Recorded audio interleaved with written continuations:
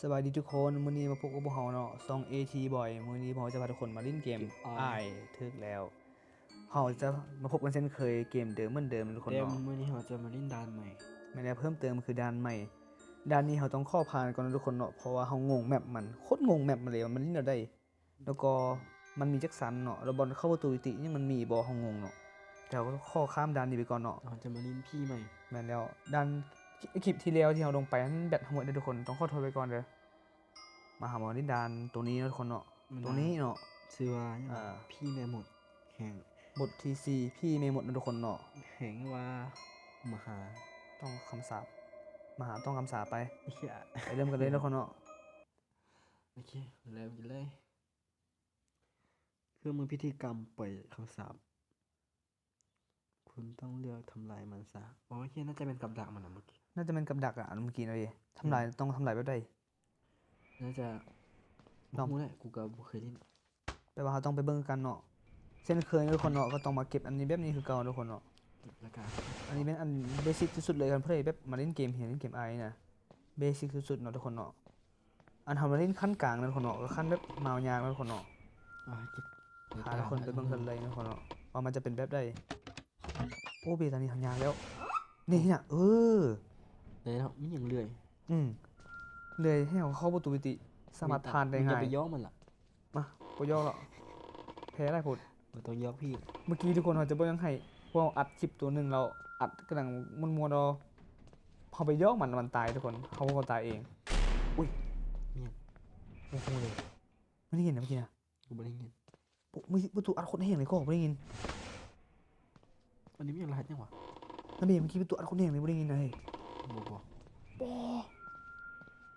เอาลองเบิ่งทุกคนไปเลยเนาะ เดี๋ยวมึง อ๋อ ปุ๊บสวยเดี๋ยวมือย่างไตแคมกันเลยดิ ได้เข็ม เอาทึบหมดนะเดี๋ยวห้ามเยี่ยมมันไม่อย่างนี้นี่บุได้เนาะ มันทึกเลยดู มันต้องทึบหลบบุได้ โอ้โหเดี๋ยวเราต้องเข้าประตูนี้ก่อนเนาะเฮ้ยประตูนี้มันยังเข้าประตูต่อไปเลยเนี่ยเบ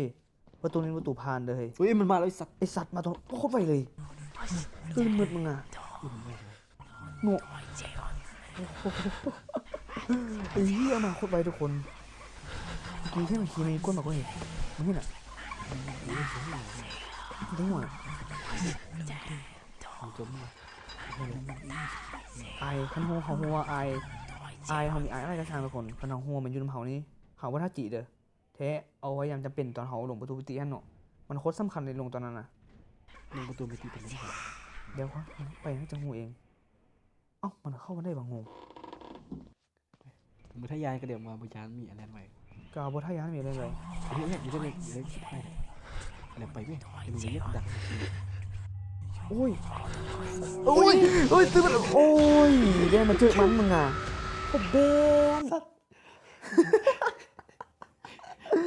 โอ้โหแม่งเอ้ยเอาแม่งไปทุกคนบุยอม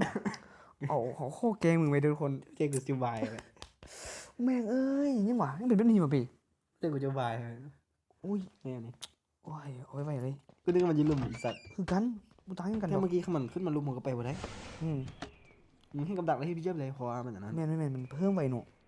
มา เสียเวลานะ เห่าฮูแมปมาแล้วทุกคนบุยานเนาะ งูกับดักมันเป็นอะไร แม่นมาฮิปจบฮิปดิ้นเลยมาเพราะว่าคลิปเขาจะยาวเลยเนาะ เราจะได้ไม่ผ่าน แม่นอันนี้ก็ต้องผ่านคลิปนี้นี่ก็ต้องผ่านแฮะจริงจังเรามาฮอตแมนสัตว์มีโอ้เมื่อกี้มันบุหัวอีส่วนกันเนาะเบโนะ ไอ้สัตว์ ก็บุหัวก็อีส่วนกันเนาะทุกคนเนาะลืมแนะนำตัวหมู่พวกนี้เนาะเบบี้ไนท์เนาะทุกคนเนาะเพราะว่ามาจากซอง TikTok ดังเนาะโอ้ยบี้บ่ได้เรื่อย เอาบ่ได้เรื่อยๆนะ บ่ได้เรื่อยซองยากสำนี้ก่อน อุ้ยสัตว์นี่กูตกใจนะนี่นะ นี่มาโคตรไวเลยเดี๋ยวเบิ่งหน้าดิ ติดกำแพงไม่ทราบเลย มันติดแล้วนี่อ๋อจับซากกระเบือกเลยทุกคนโอ้โหจับซากกระเบือกเลย จำบาเข้าไปเที่ยว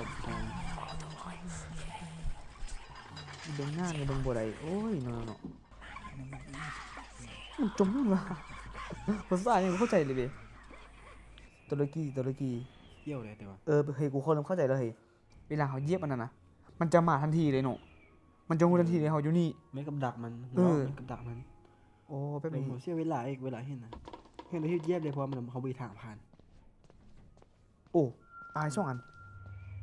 เดี๋ยวเยียบเลยน่ะเดี๋ยวเยียบรอนะแม่มันก็กดให้เทือกสีเขียวมึง กูกดทันมั้งเมื่อกี้มันกำลังมามันอยู่หลังเฮาเว้ยนะเมื่อกี้นะ เฮ้ย อุ้ยกดเลยนะ ใส่ เมื่อกี้ ตาเลยใส่น้ำให้ท่านดีกว่าบ่ท่านให้ดีกว่าเพื่อความปลอดภัยมึงไปเถิงก่อน เบมันลงซันกองนี่อ๋อมันลง มึง ก ก อง ดพาโอ้โหแล้ว มันลงซันกองเบมันลงซันกอง โอ้โหแล้วเดี๋ยวคันเวลามึงกดพามันจะหูคันเวลากดเทือกสีเขียวมันจะบ่หูดิ มันลงกองนี่เบต้องยานขึ้นถึงมันลงกองเขาขึ้นถึงยังไงเลยกดเกมนี่นะ แต่มึงห้ามกดให้พาคันกดพาแล้วมันจะหูกดเทือกสีเขียวกดเอ้ามันหูหัวนี่15ได้2อันแล้วอีอ่ะ โอ้ผ่าตลอดเลย เป็นแบบนี้เดี๋ยวบ่ไหวเลย คันพาแล้วมันจะขึ้นมาหัว แม่น เบิ่งตาดู นี่ขึ้นมาได้แท้เป็นความมึงเบมึงเอ้ย คันต้องกดให้ถือกันสีเขียวหั่นคันกดบ่ แล้วเขารู้สึกดีเรื่อยทีเดียวเบนี่เป็นประตูมิติ ไปซอกไปเนี่ยเดี๋ยว โอ้โห มันจะกดให้พาเลยนี่มันมาแล้วมันมา มันมาแล้วไปต้องย่านนะกองนางนี่แหละ คนนี้ก็ต้องผ่านคนดันนี่ก็ต้องผ่านจะหยาบว่าสร้างมันต้องผ่านโน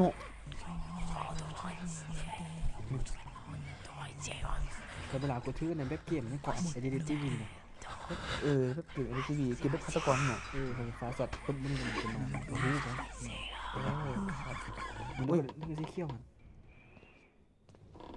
ตื่นตัวเลยก็เจอมาได้ กูเนี่ย มันว่างนี่มันหรอกดถือนี่เอาไอ้เหี้ย โอ้จีเลย เกียงบ้า สัก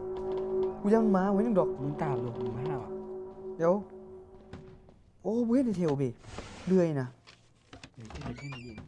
นี่เว้ยในเทลเนี่ยเฮ้ยเรื่อยนะ ยูสลุม เรียบร้อยเฮ้ยซอกเรื่อยยากได้หรอ สลุมมันยูสลุมมันนอนของมันอยู่ เบิ้งมันต้องอยู่ชั้นนี้โอ้โหได้ในเทลเลยไปเลยนะทุกคนเนาะเดี๋ยวคลิปมันจะยาวเอาแล้วอันนี้เขาเสียดายจักหน้อยเดียวก็เบอันนี้นะเห็นน่ะ ก็ ตึมเขาได้เขาอันหนึ่งตอนทำอิดหน้าเลยได้อุ้ย แค่ฟ้าผ่า ตื่นหมดโอ้โหไม่ยังวะบูฮูเดียวเดี๋ยวนี้มันอยู่ใส่ ไม่ขึ้นประตูมิติออกไปตอนแรกวะ นั่นไง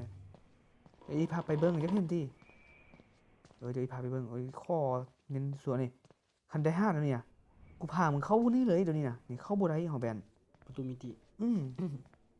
โอ้ยโนน่าจะยูสลุมเลยประตูอันเลื่อยนะ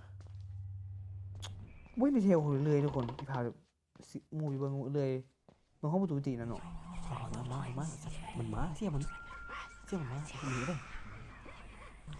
มันขึ้นมา15เลยบ่ สมัยมีประตูยันเนี่ยประตูใส่นี่ประตู แทงบาก็มันไปยืมแปะไหมประตูนะ นี่ประตูยันเนี่ย ไม่ใช่หรอ มันขึ้นมานี่บ่ได้มึงมันขึ้นมาเรา เบตี้ บ่ได้เรา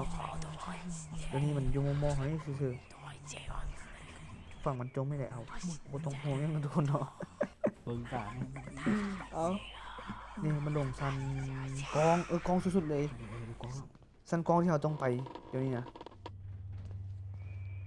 อุ้ยเบเฮานี่เบเฮาบ่มีเลื่อยเฮาแม่น ต้องลงไปเอาอยู่ลุมแล้ว โอ้โห เยียบไม่ได้กระทึกกด แม่น มันหูก็มันขึ้นมาก็ ของเราเบิ่งก่อนเดือยอยู่นี่มีอ่ะ ไม่ได้กระเป๋า7 อันละ17ละ 17แล้วเอ้า สวย ไปยังมาทุกคนงงว่ะโคตรงงเลยเดี๋ยวนี้